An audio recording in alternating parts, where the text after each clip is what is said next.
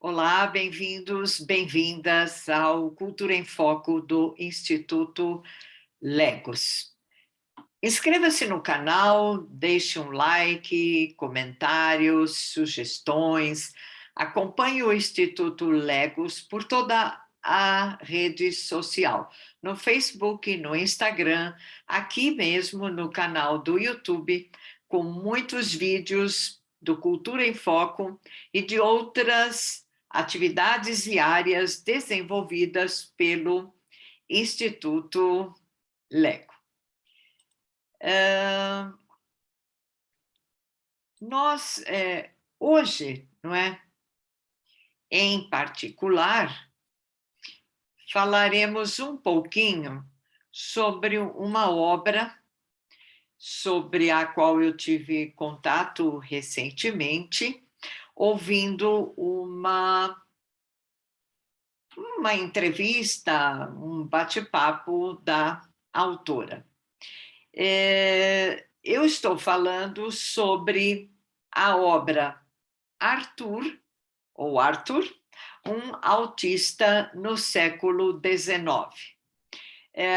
A obra, evidentemente, trata sobre o tema do autismo, mas não exatamente de um ponto de vista didático ou científico. Na verdade, Arthur, um autista no século XIX, é uma narrativa literária, não é? E, como tal, vai romancear várias coisas que envolvem um garoto, o Arthur, que tem autismo. Então, nesse sentido, a autora faz um romance tratando desse tema por conta do seu personagem.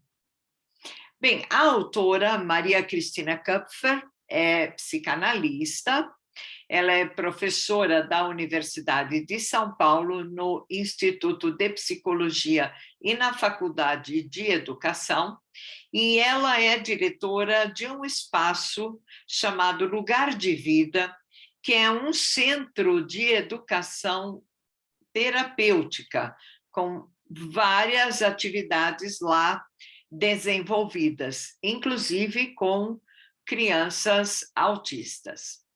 Então, Lugar de Vida tem esta configuração para receber várias crianças, adultos também, num espaço acolhedor.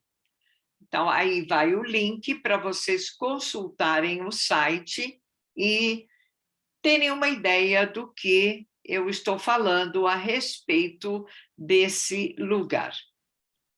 Bem, a obra, como eu disse, é uma obra literária, né?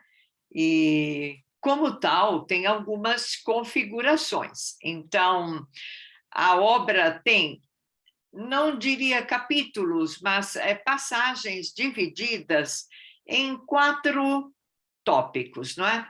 O primeiro é Marguerite, a personagem criada no romance, e Arthur, o menino que tem autismo.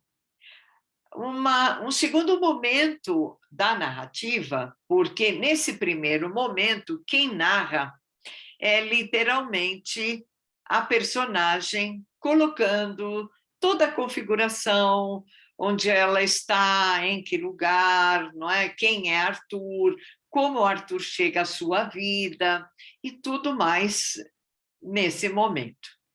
Então, numa segunda parte, a narrativa tem como voz a própria criança, o próprio Arthur. Aliás, já não mais criança, né? Um Arthur que já se tornou adulto e que passa a narrar também as coisas que passaram pela sua vida. Um terceiro momento é a narrativa do ponto de vista da Charlotte, que também era uma criança que passa a viver na casa de Marguerite e a conviver com Arthur. Quando ela se torna adulta, ela também acompanha Arthur e torna-se psicóloga.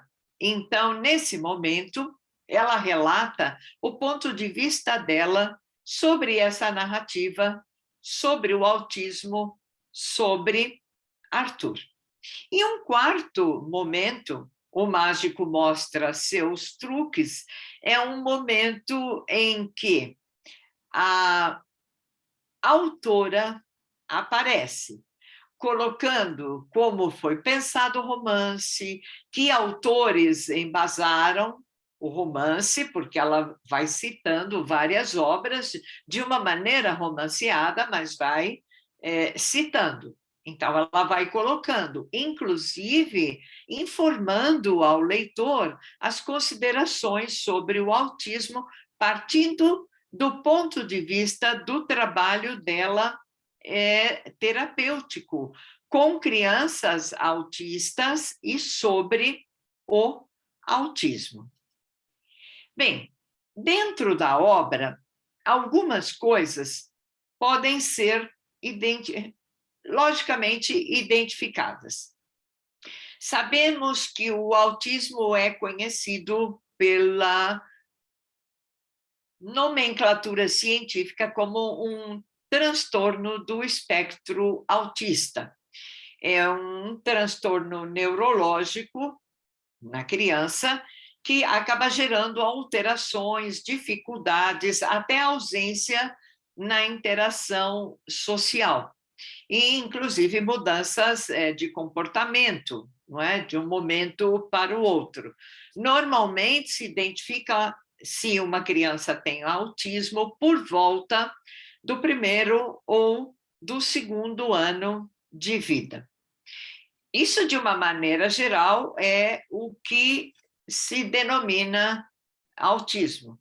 Também se conhece o autismo por Asperger, mas por implicações éticas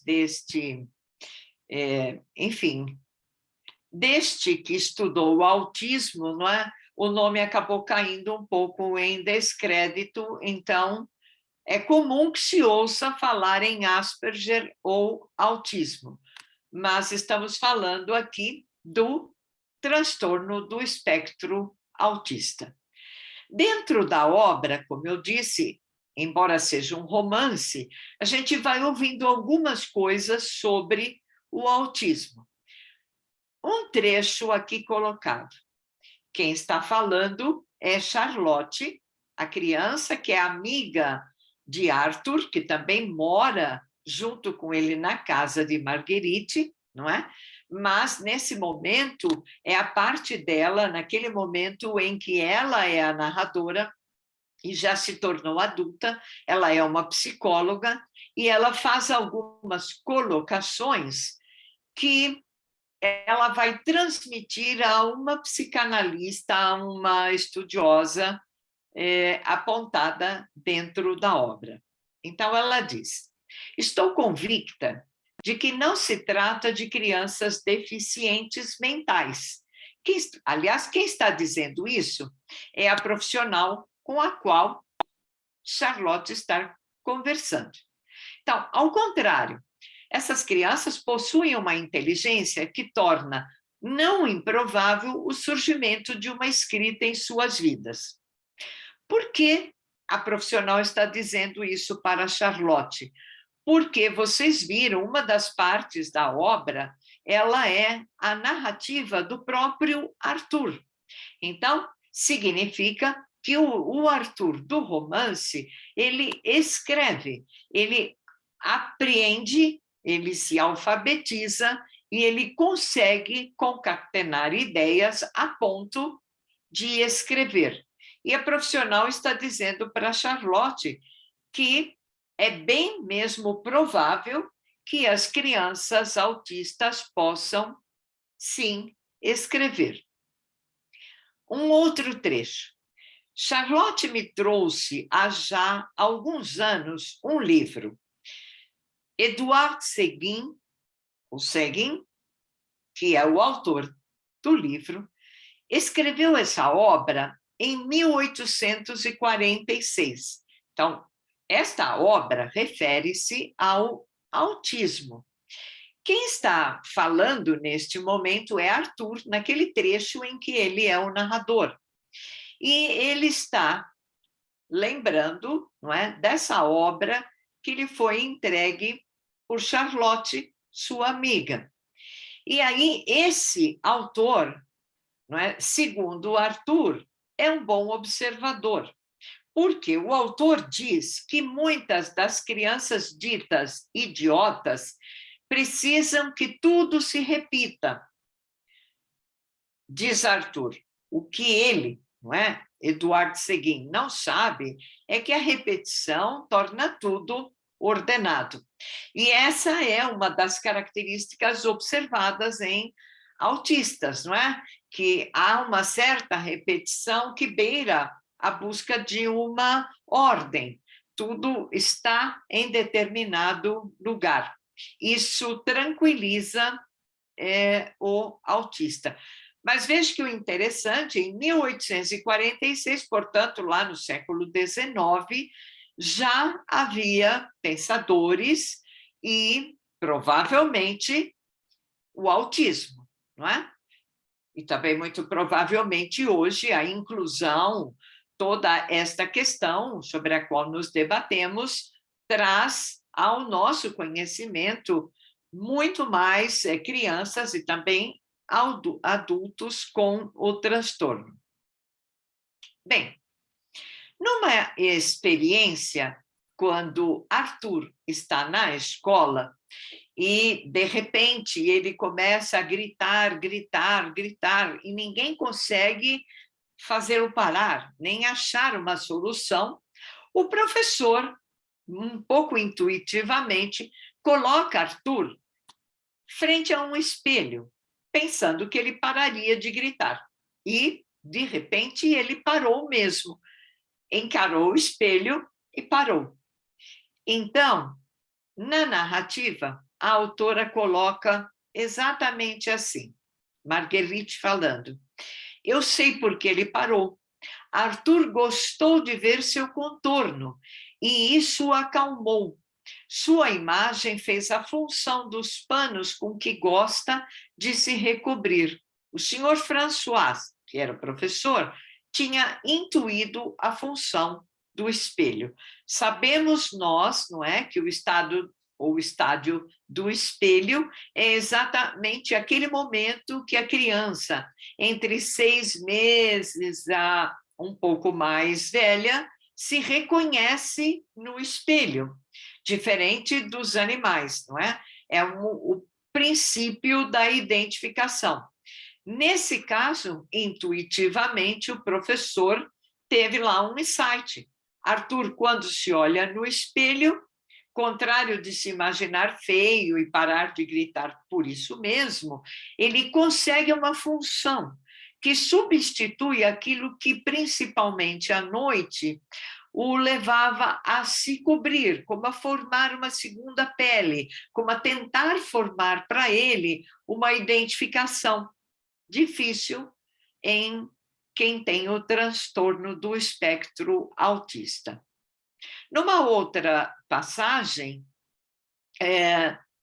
Marguerite está conversando sobre Arthur com o Monsenhor, que é alguém no mosteiro com o qual Marguerite muito conversa sobre Arthur.